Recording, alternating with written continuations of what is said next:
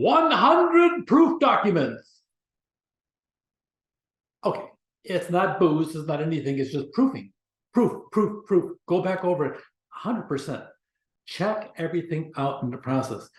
Really, if you have a typographical error in your document, I'm just telling you, people get turned off instantly. If I see a typo on a student's paper, it kind of automatically, then I start looking closer.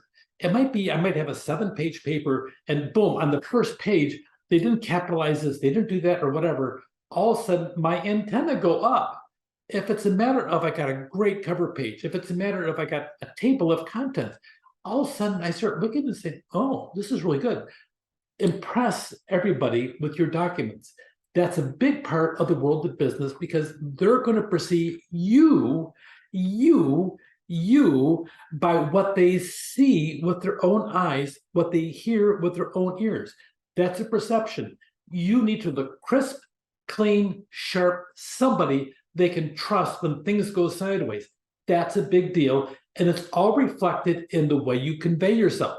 That's what writing is about. And that's why going back over your document, going back over it, editing, making certain you have those details, whether you're a fabulous detailed person or not, go back over and do it. Capture those typos, kill them if you possibly can. Okay, every once in a while, even the best of us can make a mistake. But that said, try not to be you and try not to be you with that mistake every single time you send a text or an email or anything else. Make your stuff crisp, make certain, and when it's finally ready, make certain you have the words finally ready because you've edited once or twice before you send it.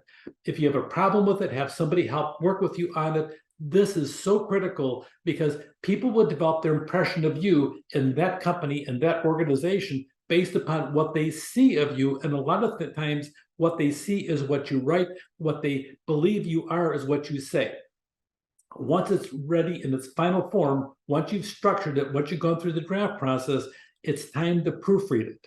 Okay, don't waste your time earlier. Okay, it's interesting. I have a couple people, they like to always edit as they go. My preference is always to slop it down on a paper, and then I have all my ideas there. And then once I'm all done with all my ideas, then I move it around and everything else, make sure that it all fits. Then I proofread. Otherwise, I'm going to be proofreading, correcting things, and I'll lose my flow of thought. I want to have my thoughts down first, and then I go back and I proofread it, and that's when I fix it. A lot of times when I fix it, I'm still doing big stuff, and then once I know I'm all done, I wait until the next day, and I read it again. I don't know why. I tend to always catch 1, 2, 4. One time I caught 17 on a short paper. It's like, oh, okay, I must have had a problem last night. Okay, so that being said, once it's done, proofread it. When you finish that first draft, plan for cooling off period, if you can, 24 hours or longer. You know, one time I wrote something and it was an article for a magazine. I wrote it and everything and I put it aside. And it came back 2 weeks later. I had a different opinion about a couple things in it. I had to rewrite actually in depth. And actually, with a much improved paper, it got a lot of circulation in the process over in Europe, of all places. So it's one of those moments of, okay, sometimes 24 hours or even longer helps give you better clarity of thought.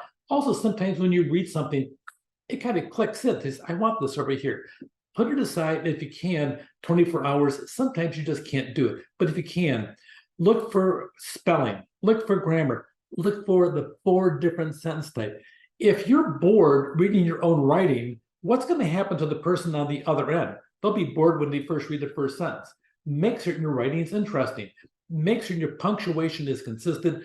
Toss in a semicolon or 2. It's kind of fun. You'll see, I promise you, people don't know how to use them. If you do, you're smarter automatically. They don't know why. They just, this is a smart person because you use a semicolon.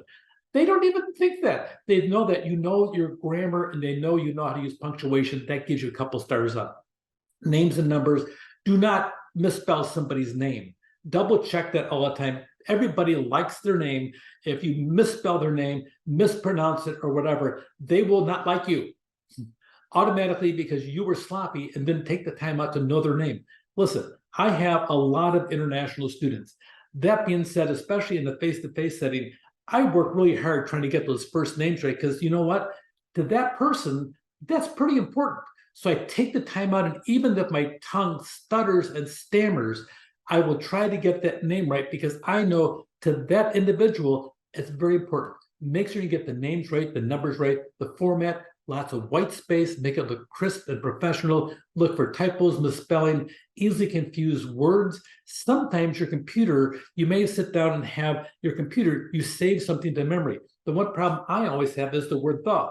I believe the should be spelled 3 different ways. THE is one version, HTE is another, and then TEH is another. All 3 of them, I end up putting them in my papers all the time.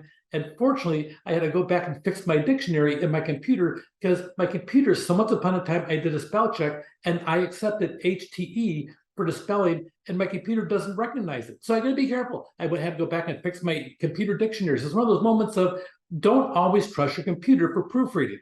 To do it effectively, use the down arrow to do one line at a time.